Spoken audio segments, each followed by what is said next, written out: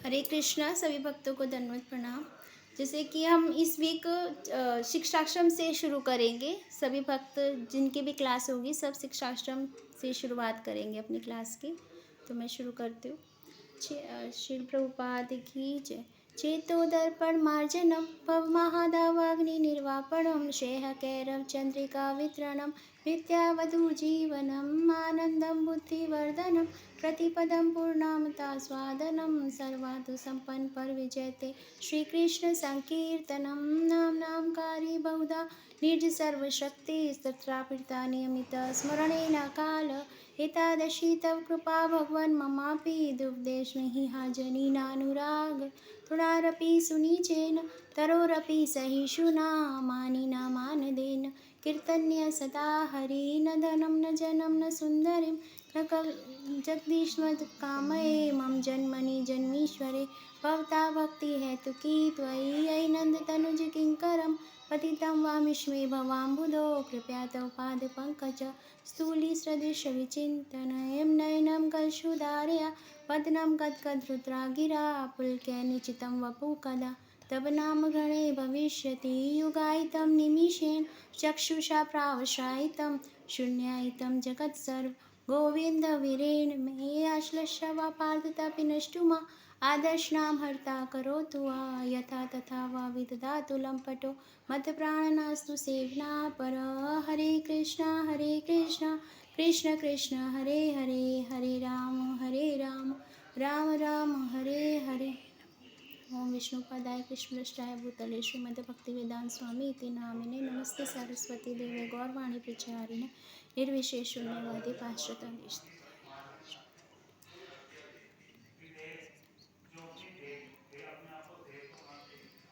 हरे कृष्णा।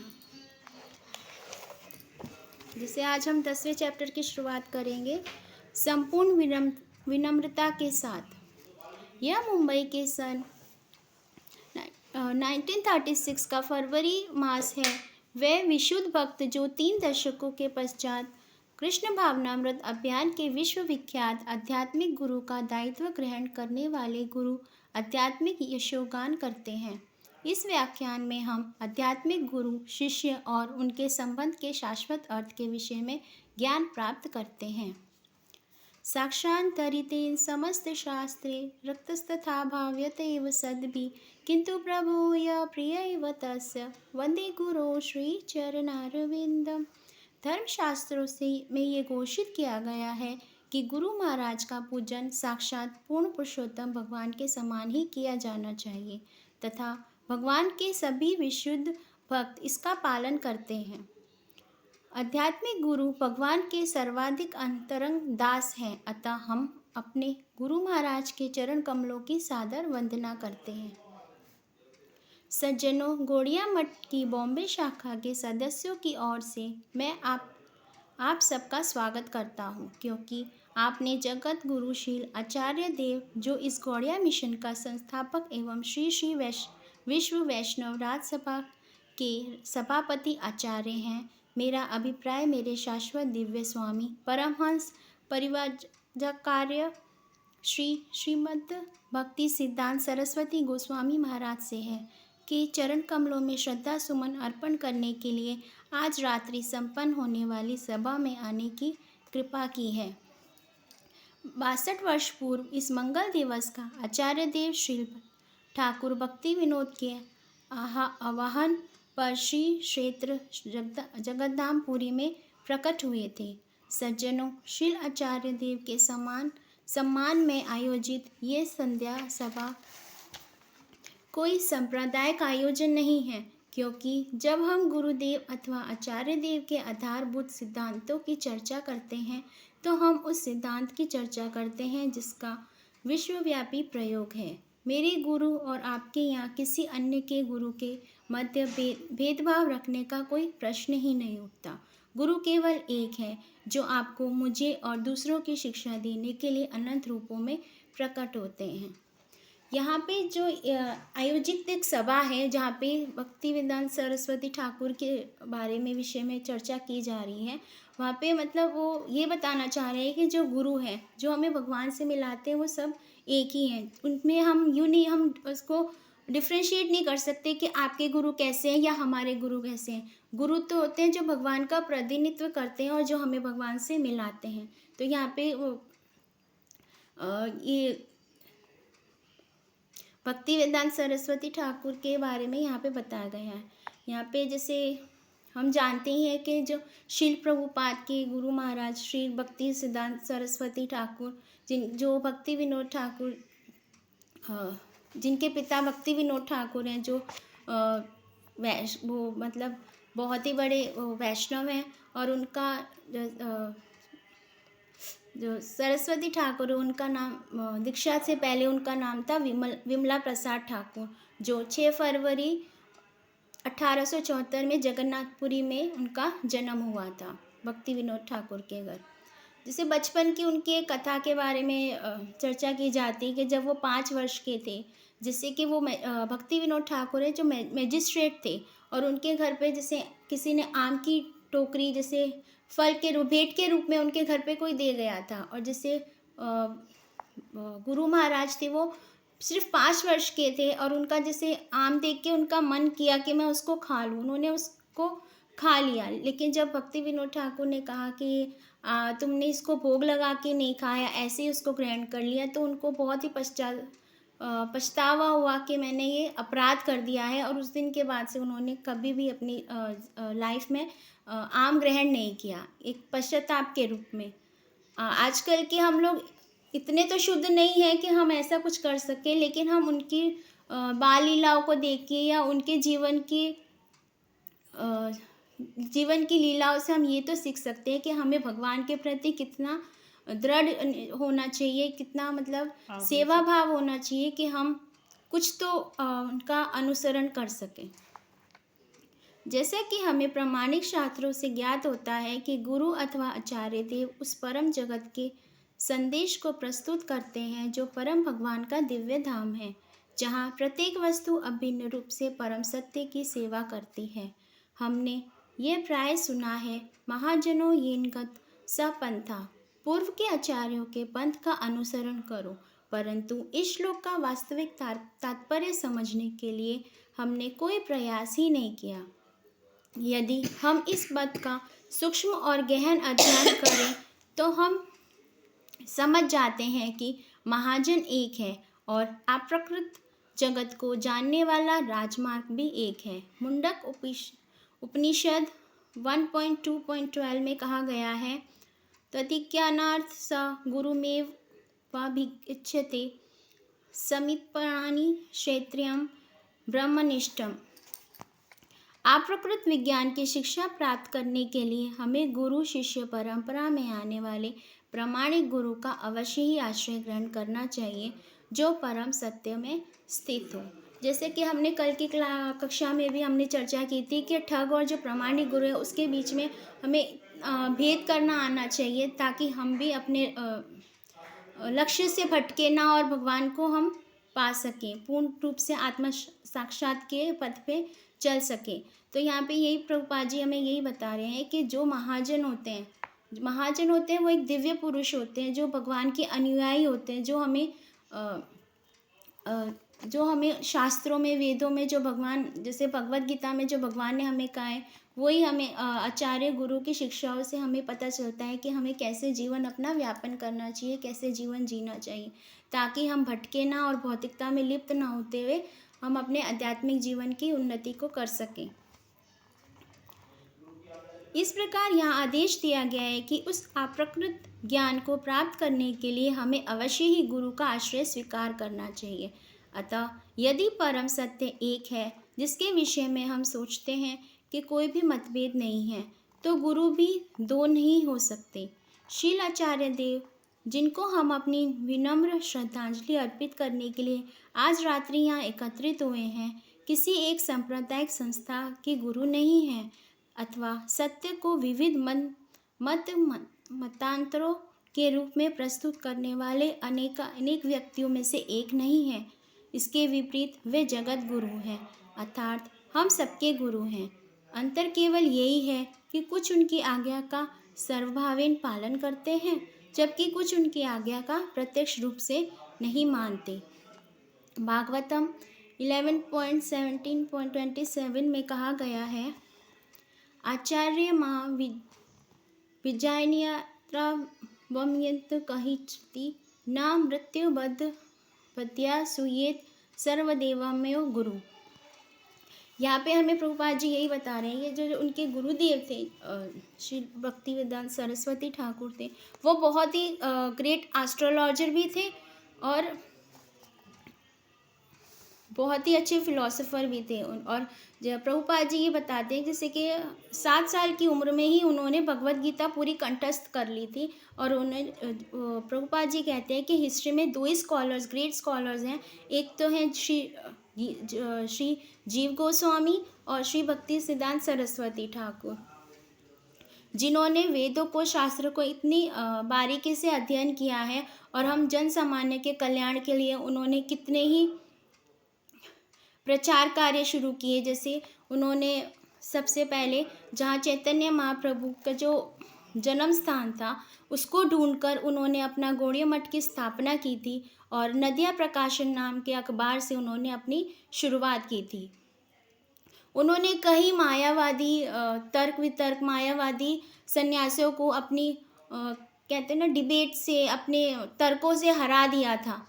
उनसे सभी डरते थे, जो मायावादी सन्यासी थे, जो गुरु थे, वो सभी उनसे डरते थे, क्योंकि उन्होंने एक कहते हैं ना भगवान के प्रतिनिधित्व थे, जो जिन्हों को सच्चा ज्ञान था। और उन्हीं के हम मार्ग पर आज चल के भगवान को समझने की, अपने जीवन को समझने की कोशिश कर रहे हैं। आध्यात्मिक गुरु को मेरे ही समान समझना चाहिए। अदानंद भगवान ने कहा, किसी को भी आध्यात्मिक गुरु से न तो ईर्ष्या रखनी चाहिए और ना ही उनको सामान्य मनुष्य मानना चाहिए, क्योंकि गुरु सभी देवताओं के आगार हैं। इसका अर्थ ये हुआ कि आचार्य को भगवान का ही साक्षात स्वरूप माना गया है। इसका इस भौतिक जगत में कार्यकल्पों में कोई संबंध नहीं है। वह जीवन की अस्थायी आवश्यकताओं के विषय में हस्तक्षेप करने के लिए यहाँ अवतरित नहीं होते। उनका केवल एक ही लक्ष्य होता है, पतित बद्ध जीवों का उद्धार करना, अर्थात ऐसे जीव जो इस संसार के मन और 5 इंद्रियों के द्वारा भोग करने के उद्देश्य से आए हैं। वह वैदिक प्रकाश को प्रकट करने के लिए और अपूर्ण स्वाधीन जीवन का वरदान देने के लिए ही हमारे समक्ष प्रकट होते हैं, जिसके लिए हमें जीवन के पग पग पर आशंका रखनी चाहिए। जैसे कि पहले भी बताया गया है कि जो प्रामाणिक गुरु होते हैं, जो आध्यात्मिक गुरु होते हैं, वो हमसे ये नहीं चाहते कि जैसे हम और लोगों से बात करते हैं कि आपके इस्कॉन में तो ये सब चाय कॉफ़ी ये सब छुड़वा देते हैं, तुम मतलब इतने कठोर नियम है कि हम लोग उसको फॉलो ही नहीं कर सकते, इसलिए वो इससे जुड़ते भी नहीं है। तो यहाँ पे यही बता रहे हैं कि आध्यात्मिक गुरु का काम ये नहीं है कि वो आपसे आपकी जो कंफर्ट की चीज़ें हैं वो छीन ले बस, लेकिन वो आपको सही और गलत के बीच में फ़र्क बताते हैं कि आप अगर ये करेंगे तो ये आपके लिए ज़्यादा अच्छा है आध्यात्मिक उन्नति के लिए। तो प्रभुपाद जी यही बता रहे हैं कि जो प्रामाणिक गुरु होते हैं उनका लक्ष्य अपनी पर्सनल कोई क्या बोलेंगे फ़ायदे के लिए नहीं होता। उनका कोई एडवांटेज नहीं होता कि मैं इतने अनुयायी या लाखों में अपने भक्त इकट्ठे करूं ताकि मुझे ज़्यादा दान दक्षिणा मिले। उनका बस एक ही लक्ष्य होता है कि जो भगवान का संदेश है वो जन सामान्य के बद्ध जीवों को हम बता सकें और उनको इस जीवन मृत्यु के सागर से पार उबार सकें। वेदों में दिव्य ज्ञान को भगवान ने सर्वप्रथम इस ब्रह्मांड विशेष के रचयिता ब्रह्मा जी को सुनाया। ब्रह्मा जी से ये ज्ञान नारद को प्राप्त हुआ, नारद से व्यासदेव को, व्यासदेव से मध्व को, और इस प्रकार गुरु शिष्य परंपरा की इस विधि से एक शिष्य से द्वारा दूसरे शिष्य को यह इंद्रियातीत ज्ञान प्रसारित किया गया। और अतः मैं ये ज्ञान भगवान की श्री गौरांग श्री चैतन्य को प्राप्त हुआ, जिन्होंने श्री ईश्वरपुरी के शिष्य और उत्तराधिकारी का अभिनय किया था। वर्तमान आचार्य देव शील रूप गोस्वामी के पश्चात 10वें शिष्य प्रतिनिधि हैं। श्री रूप गोस्वामी भगवान चैतन्य महाप्रभु के मौलिक प्रतिनिधि थे। उन्होंने इस इंद्रियातीत ज्ञान की पद्धति का पूर्ण प्रचार किया। अपने गुरुदेव से हम जो ज्ञान प्राप्त करते हैं और वह स्वयं भगवान द्वारा तथा ब्रह्मा जी की गुरु श्रृंखला के में आचार्यों की परंपरा में दिए गए ज्ञान से भिन्न नहीं है। हम इस मांगलिक दिन को व्यास पूजा तिथि के रूप में मानते हैं, क्योंकि आचार्य वेद, पुराण, भगवद गीता, महाभारत तथा एवं भागवतम इत्यादि के दिव्य रचयिता व्यास देव के जीवंत प्रतिनिधि हैं। जो व्यक्ति अपनी अपूर्ण इंद्रियां प्रतीति के द्वारा दिव्य शब्द ब्रह्म की व्याख्या करता है, वह वास्तविक आध्यात्मिक गुरु नहीं हो सकता। कारण ये है कि प्रामाणिक आचार्य के अधीन उचित प्रशिक्षण के अभाव में असद व्याख्याकार निश्चय ही श्री व्यासदेव से मतभेद रखता है, जैसे कि मायावादी लोग करते हैं। श्री व्यासदेव वैदिक प्रकाश के प्रधान अधिकारी हैं, महाजन हैं, इसलिए असद व्याख्याकार को गुरु या आचार्य का रूप में नहीं स्वीकार किया जा सकता, भले ही उस व्यक्ति में भौतिक ज्ञान प्राप्त करने की पूरी योग्यता विद्यमान हो, जैसा कि पद्म पुराण में कहा गया है।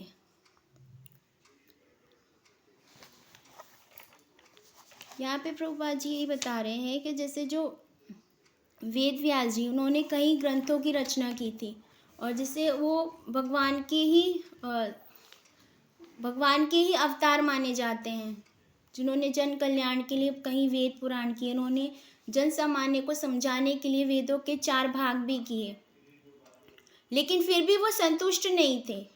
जब नारद जी उनके पास आए कि आप इतने सरस्वती नदी के तट पे वो बैठे थे अपने आश्रम में, तो वो संतुष्ट नहीं थे। तो नारद जी ने उनसे पूछा कि आप अभी भी संतुष्ट क्यों नहीं हो? आपने तो महाभारत जैसे ग्रंथ लिखे, लेकिन वो बोलते हैं कि अभी भी मतलब मुझे संतुष्टि नहीं है, कि मेरे ऐसा लगता है कि मैंने कुछ भी पूर्ण रूप से कुछ रह गया है। मतलब उनको संतुष्टि नहीं थी कि उन्होंने जो वेदों का व्याख्यान है वो सही ढंग से किया है। तब नारद मुनि उन्हें बताते हैं कि आपने वेदों का, पुराणों का व्याख्यान तो बहुत अच्छी तरह किया है, लेकिन आपने भगवान की लीलाओं का, भगवान का व्याख्यान किसी भी ग्रंथ में नहीं किया है, जो कि जिससे जन सामान्य को भगवान को समझने में मदद मिले और भगवान को समझ सके। संप्रदाय विहीनता ये मंत्रास्ते निष्फला मता। जब तक आप गुरु शिष्य परंपरा के किसी प्रामाणिक गुरु के दिव्य मंत्र दीक्षा प्राप्त नहीं करते, तब तक प्राप्त किया गया मंत्र निष्फल रहता है। जैसे बताते हैं ना कि हमारे 2 जन्म होते हैं, एक तो जो हम माता के गर्भ से जन्म लेते हैं, और एक जब हमें दीक्षा मिलती है तो हमें हमारा पुनर्जन्म कहा जाता है।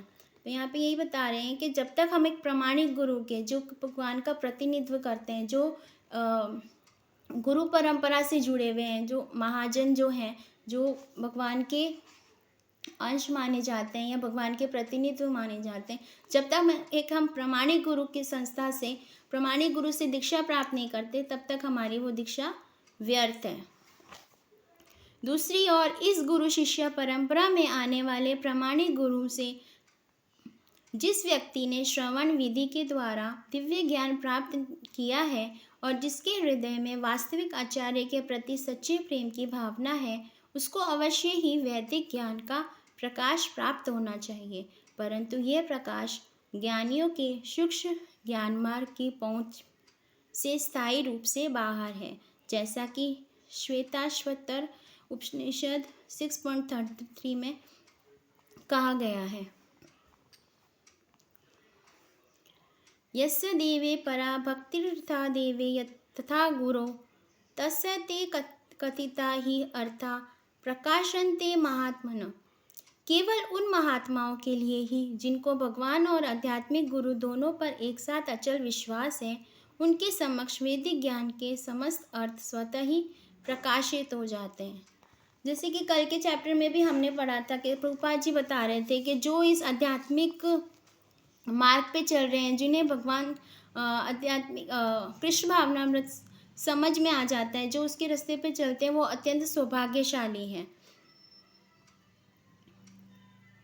तो यहाँ पे यही बता रहे हैं कि जो आध्यात्मिक गुरु और भगवान पे जो पूर्ण विश्वास करते हैं, भगवान उनके लिए अपने आप ही एक गुरु को भेज देते हैं ताकि वो अपने मार्ग से भटके ना और भक्ति में आगे बढ़ सकें। उनके लिए भगवान खुद ही अपने द्वार खोल देते हैं उनके पास पहुँचने के लिए। सज्जनों, हमारा ज्ञान इतना अल्प है, हमारी इंद्रियां इतनी अपूर्ण हैं और हमारे स्रोत इतने सीमित हैं कि श्री व्यासदेव या उनके प्रामाणिक प्रतिनिधि के चरण कमलों में शरणागत हुए बिना ये संभव नहीं है कि हमें उस समय परम धाम के विषय में लेश मात्र भी ज्ञान प्राप्त हो सके। हम प्रतिपल अपनी इंद्रियां अनुभूति के ज्ञान से ठगे जाते हैं। ये सब केवल उस मन की सृष्टि है जो सदा ही कपटी, परिवर्तनशील और चंचल है। हम अपनी सीमित विकृत अवलोकन तथा प्रयोग की विधि से दिव्य धाम के विषय में कुछ भी नहीं जान सकते, परंतु गुरुदेव तथा अथवा व्यासदेव के विशुद्ध माध्यम के द्वारा उस धाम से प्रसारित दिव्य शब्द व ध्वनि का श्रवण करने के लिए हम में से सभी अपनी उत्सुक कर्णेंद्रियां प्रस्तुत कर सकते हैं। अतएव सज्जनों, हमारी विरमता के शून्य मनोवृत्ति से उत्पन्न समस्त भेदभावों के उन्मूलन के लिए व्यासदेव के प्रतिनिधि के चरण कमलों में आज हम सभी स्वयं को समर्पित करते हैं। यहाँ पे हमें यही बताया जा रहा है कि हम जैसे व्यासदेव ने जो वेदों का और शास्त्रों का जो निर्माण किया है, जो प्रभुपाद जी ने फॉर एग्जांपल प्रभुपाद जी ने जो बुक्स लिखी है, अगर हम उसको सिंपल रीड करते हैं तो हमें कुछ भी समझ नहीं आएगा। जब तक हमें हमारे जो गुरु हैं या हमारे जो आचार्य हैं, जब तक वो हमें अच्छी तरह समझाएंगे नहीं, तब तक हम उसकी मर्म को नहीं समझ पाएंगे, उनके तर्कों को नहीं समझ पाएंगे। ये अगर हमें अपने को शुद्ध बनाना है तो श्रवण की विधि, अपने कर्ण इंद्रियों को प्रस्तुत करते हुए अपने श्रवण विधि के द्वारा हमें बुक्स में दिए हुए ज्ञान को हमें अपने आत्मसात करना पड़ेगा, अपने जीवन में उतारना पड़ेगा। उनके दिए गए मार्गों पे हमें रास्ते पे चलना पड़ेगा। उनका अनुसरण अनुयायी, सच्चा अनुयायी बनकर हमें उनके बताए हुए मार्ग पे चलना पड़ेगा, तभी हम एक आध्यात्मिक उन्नति कर सकते हैं। इसके लिए हमें अपने श्रवण को और अपनी मायावादी वृत्ति को, अपनी कहते हैं ना भौतिकता को छोड़ते हुए अपने आप को खुद को पूर्ण रूप से शरणागत भगवान के और अपने गुरुदेव के शरणागत करना पड़ेगा, तभी हम उनके दिए हुए सच्चे ज्ञान को समझ पाएंगे। अतः गीता 4.34 में कहा गया है, तदाति पाणिपातेन परिप्रश्नेन सेवाया उपदेशयन्ति ते ज्ञानम ज्ञानिनस्तदर्शिन। बुद्धिमान एवं प्रामाणिक गुरुदेव के पास जाओ, सर्वप्रथम उनके शरणागत बनो और फिर जिज्ञासा तथा सेवा के द्वारा उनको समझने का प्रयत्न करो। ऐसे बुद्धिमान गुरु महाराज तुम्हें इंद्रियातीत ज्ञान का प्रकाश देंगे, क्योंकि वे परम सत्य भगवान को जान चुके हैं। जो गुरु होते हैं वो भगवान को जान चुके हैं, वो भगवान का प्रतिनिधित्व करते हैं। अगर हम उनका अपमान करते हैं तो भगवान भी हमसे खुश नहीं होंगे, भगवान भी हमसे संतुष्ट नहीं होंगे। यहाँ पे हमें यही बता रहे हैं, जो भक्ति वेदांत सरस्वती ठाकुर हैं वो व्यासदेव का प्रतिनिधित्व कर रहे हैं, वो भगवान का प्रतिनिधित्व कर रहे हैं हमको इस जन्म मृत्यु के चक्र से छुड़ाने के लिए। हमें उनके दिए हुए ज्ञान को, उनके दिए हुए गए बुक्स को पढ़ के हमें अपने जीवन को आध्यात्मिक बनाना होगा और उनकी सेवा पहले हमें उन पे अटूट विश्वास करना होगा और उनसे जिज्ञासा करनी होगी, तभी हम उनके दिए हुए ज्ञान को समझ पाएंगे और हम समझ पाएंगे। दिव्य ज्ञान को प्राप्त करने के लिए हमें प्रबल जिज्ञासा और सेवा की भावना के साथ वास्तविक आचार्य के प्रति अवश्य ही पूर्ण रूप से शरणागत होना चाहिए। आचार्य के निर्देश में भगवान की वास्तविक सेवा ही केवल वह वाहन है जिसके द्वारा हम दिव्य ज्ञान का हृदयंगम कर सकते हैं। कोई भी चीज़ है, अगर हम अगर हम उस पर ट्रस्ट नहीं करते तो हम उनको बहुत लाइटली लेते हैं, हम उनको मानेंगे भी नहीं। तो यहाँ पे प्रभुपाद जी यही बता रहे हैं कि अगर आप प्रामाणिक गुरु से जुड़ते हैं, अगर आप आध्यात्मिक उन्नति चाहते हैं, तो आपको उन पे पूर्ण रूप से पूर्ण अटूट विश्वास के साथ उनके कहे हुए वाक्यों को, उनके कहे हुए ज्ञान को समझना होगा। तभी हम, जैसे यहाँ पे लिखा है कि भगवान की वास्तविक सेवा ही केवल वह वाहन है जिसके द्वारा हम दिव्य ज्ञान का हृदयंगम कर सकते हैं। इसका मीनिंग तो मुझे नहीं पता, प्रभु जी आप बताएंगे हृदयंगम का मतलब क्या होता है? को उनके वो कर देना। हरे कृष्ण। अपने हृदय को करके भगवान तक पहुंच सकते हैं, अपना हृदय दे सकते हैं, हृदय गम में मतलब, और भगवान तक पहुंच सकते हैं।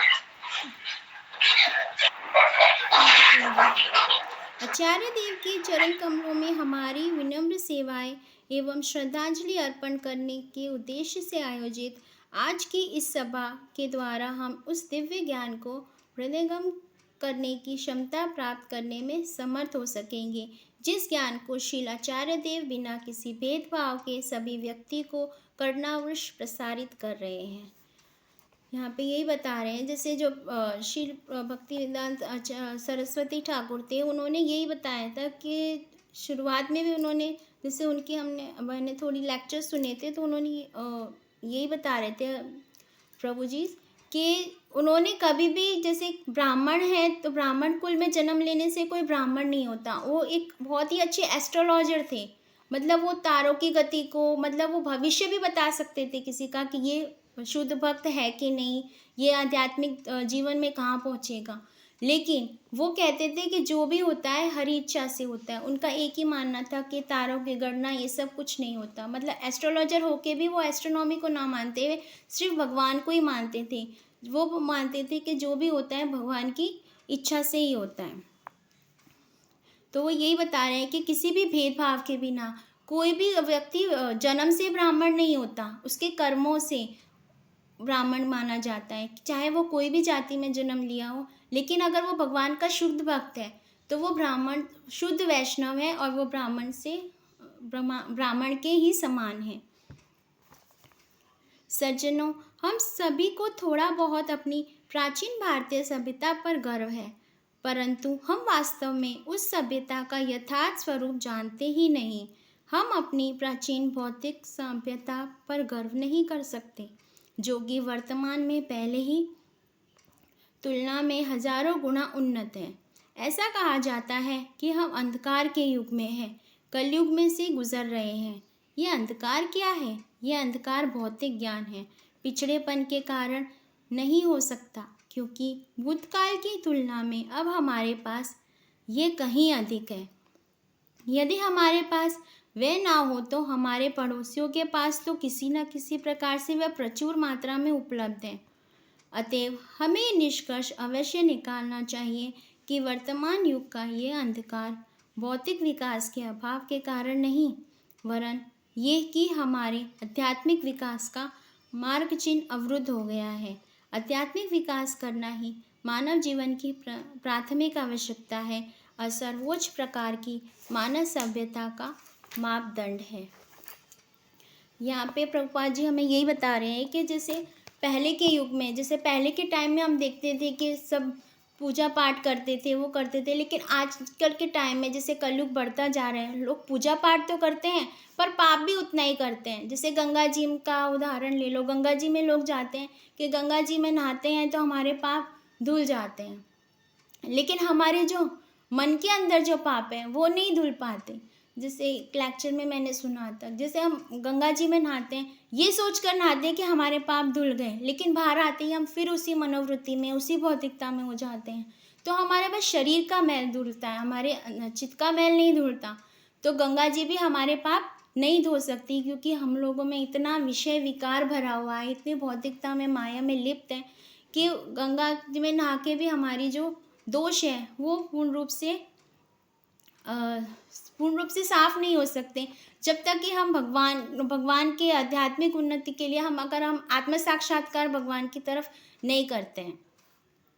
तो यहाँ पे प्रभुपाद जी यही बता रहे हैं हमको कि आध्यात्मिक विकास करना ये अभी आजकल की लाइफ में बहुत ही ज़्यादा हो गया। जैसे आजकल के बच्चे हैं और हम डे टू डे लाइफ में ही देखते हैं कि वो इन चीज़ों को नहीं मानते कि पूजा पाठ करना है, या जैसे हम पहले सूरज को जल देते थे या वो करते थे, लेकिन आजकल ये सब चीज़ें ख़त्म होती जा रही हैं। लेकिन हमें अपने विकास के लिए आध्यात्मिक उन्नति की पहली प्राथमिक आवश्यकता यही है कि हम आध्यात्मिक विकास करें और अपने जीवन को और अन्यों के जीवन को भी सुगम बनाएं। वायुयानों में बम फेंकना, पर्वत शिखरों से शत्रुओं के सिरों पर बड़े बड़े पत्थर फेंकना कि आदिमकालीन असभ्य प्रथा की तुलना में सभ्यता की प्रगति को सिद्ध नहीं करता। मशीन गन और विषैली गैसों के द्वारा अपने पड़ोसियों की हत्या करने की कला में प्रगति निश्चय ही प्राचीन काल में होने वाली बर्बरता की तुलना में कोई उन्नति नहीं है। यह सभ्यता जिसे धनुष और बाणों के द्वारा हत्या करने की अपनी कला पर गर्व रहा करता था, न ही स्नेह से परिपुष्ट स्वार्थ की भावना का विकास किसी प्रकार से बौद्धिक पशुता से श्रेष्ठ सिद्ध होता है। सच्ची मानव सभ्यता इन सब अवस्थाओं से अत्यंत भिन्न है। अतएव कठोपनिषद में इस एक सुस्पष्ट आह्वान है, उत्तिष्ठ जाग्रता प्राय वराना निभो तथा शूरस्य धारा निशिता दूरत्या दुर्ग प्रस्तत काव्यो वदन्ति। जागृत हो जाओ और उस वरदान को समझने का प्रयास करो जो तुम्हें अब तक इस मनुष्य योनि में प्राप्त हुआ है। आध्यात्मिक आत्म साक्षात्कार का मार्ग अत्यधिक कठिन है। यह उस स्त्री की धार के समान है, ऐसा विद्वान अध्यात्मवादियों का मत है। यहाँ पे प्रभुपाद जी यही बता रहे हैं कि जैसे आध्यात्मिक उन्नति, जैसे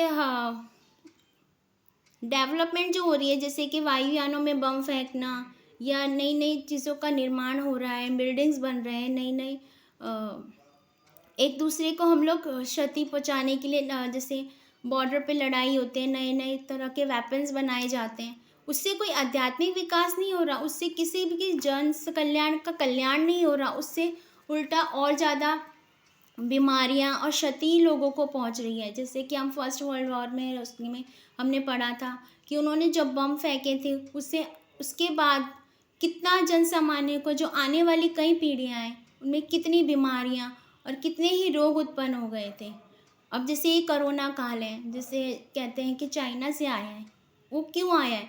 क्योंकि वो जो भक्षण करते हैं, जो जानवरों को मारते हैं, उन्हीं से ये बीमारियां फैली हैं। इससे किसी का कल्याण नहीं हो रहा, ना आध्यात्मिक ना ही उन्नति हो रही, बस वो क्या बोलेंगे, फैलता जा रहा है, क्या बोलेंगे, कलयुग का राज्य फैलता जा रहा है। मतलब अज्ञानता फैलती जा रही है लोगों में, और सच्चे ज्ञान की किसी को पड़ी भी नहीं है कि सच्चा ज्ञान क्या है और हमें कहाँ जाना है, बस वो उसी में लिप्त रहते हैं।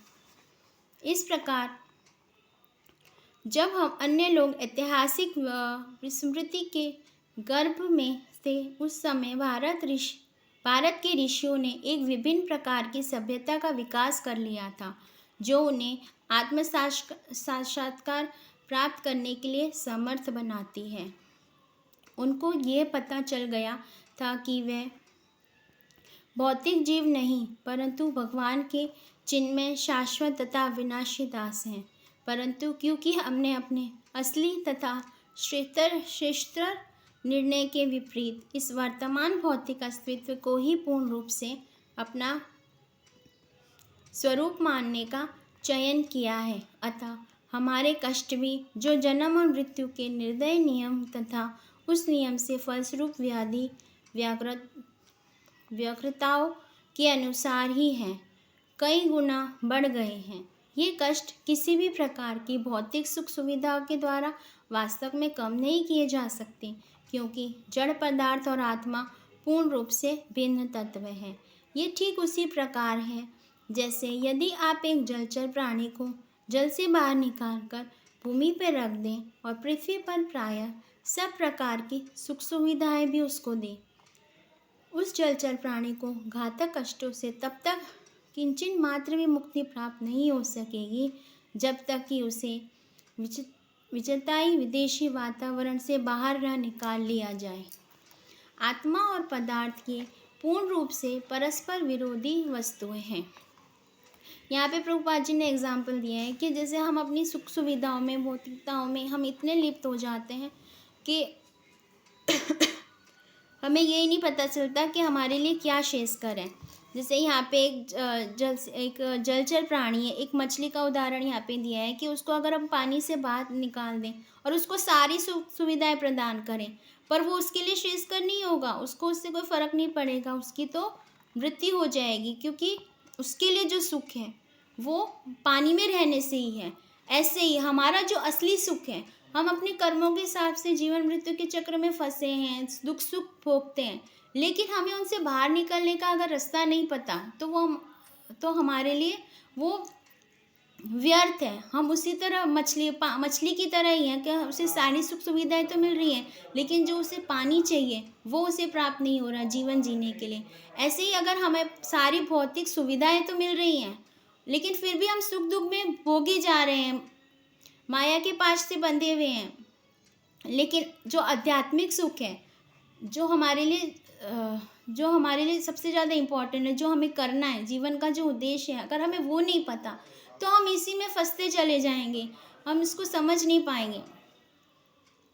तो इसके लिए हमें अपने वास्तविक लक्ष्य को अपने पूर्ण रूप से भगवान को जानने में और अपने गुरु की आज्ञा मानकर अपने आध्यात्मिक उन्नति की तरफ हमें आगे बढ़ना होगा, जो हमारा परम सुख है, जिससे हम अपने जीवन को सार्थक बना सकते हैं।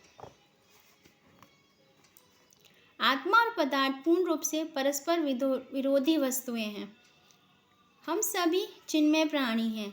सांसारिक वस्तुओं के कार्यकलापों में भी अति संलग्न होने पर भी हमें पूर्ण सुख की प्राप्ति नहीं हो सकती। वह सुख जो हमारा जन्म सिद्ध अधिकार है, पूर्ण सुख हमें केवल तभी प्राप्त हो सकता है जब हम आध्यात्मिक अस्तित्व की अपनी स्वाभाविक अवस्था को प्राप्त कर लें। यह हमारी प्राचीन भारतीय सभ्यता का विशिष्ट संदेश है। यह गीता का संदेश है, ये वेदों और पुराणों का संदेश है, और ये भगवान चैतन्य की परंपरा में आने वाले हमारे वर्तमान आचार्य देव सहित सभी यथार्थ आचार्यों का भी यही संदेश है। हरे कृष्णा। अब मैं यहाँ पे स्टॉप कर रही हूँ। अब और कोई कुछ ऐड करना चाहता है या किसी को और कोई एग्जाम्पल के साथ समझाना चाहता है तो प्लीज़ उनका स्वागत है।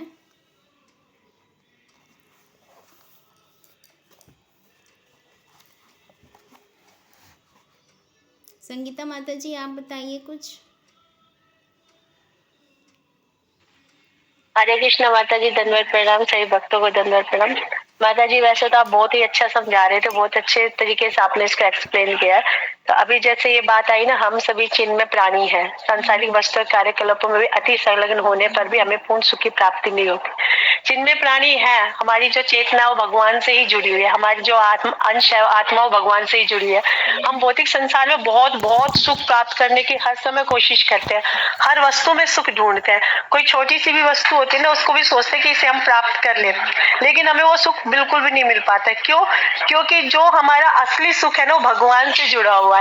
जैसे कि अभी थोड़े दिन पहले हल्दर महाराज जी ने जो दिए थे कि जो हम सोचते हैं ना, वो सुख केवल सोच में ही रहता है। जैसे महाराज जी बोलते थे कि मैं अकेला रहता हूँ, मैं शादी कर लूंगा, फिर मैं अकेला, मुझे कुछ काम करने की जरूरत नहीं है, मेरी वाइफ ही मुझे सब कुछ करके देगी। लेकिन जो सुख है ना, वो केवल सोचने में ही है। उसके बाद शादी के बाद जो क्या होगा ना, तो उनसे पूछना जो गृहस्थ जीवन में है। तो वही कह रहे, जो हमारे जो सुख है ना, केवल सोच में ही है। असली सुख तो हमें भगवान से मिलता है, भगवान से आनंद प्राप्त मिलता है जब हम अपनी आत्मा को भगवान की शरणागति कर देते हैं। तो वही है, जो ये लाइन आई, सच में वो महाराज जी का लेक्चर ध्यान आ गया कि जो हमारा सुख है ना, हमारा जन्म सिद्ध अधिकार है सुख आनंद प्राप्त करना, लेकिन वो मिल नहीं पाता क्योंकि हम भौतिक वस्तुओं में सुख ढूंढते हैं। तो इसी प्रकार से एक बार अमल कृष्ण प्रभु जी ने एक एग्जाम्पल दिया था, उन्होंने अपने ही बारे में बताया था कि हम कॉलेज में थे, तो कॉलेज में सारे जो मतलब बॉयज थे सारे कैंटीन में बैठे हुए थे और वहाँ पे जैसे हल्की हल्की बारिश हो रही थी और समोसा चाय साथ में रखा हुआ था, समोसे रखे हुए थे। अभी वो जो समोसा था बहुत खुशी दे रहा था, क्यों? क्योंकि बारिश हो रही है, गरम गरम समोसे है, लेकिन अभी रिजल्ट भी निकलना है कि अब हमारे पास होंगे या फेल होंगे। तो जैसे ही रिजल्ट आया तो उसमें कुछ जो स्टूडेंट्स थे ना, पता चला वही गए, तो अब वही समोसा उन्हें खुशी नहीं दे रहा। तो वही है कि छोटी छोटी चीजें भी हमें सेकंडों में दुख भी देते, सेकंडों में सुख भी दे सकती है। तो ये जो पुस्तक है ना, वास्तव में हमारे आध्यात्मिक जीवन को आगे बढ़ाने के लिए है। तो ये छोटी छोटी वैसे प्रभुपाद जी ने इतनी सरल भाषा में समझा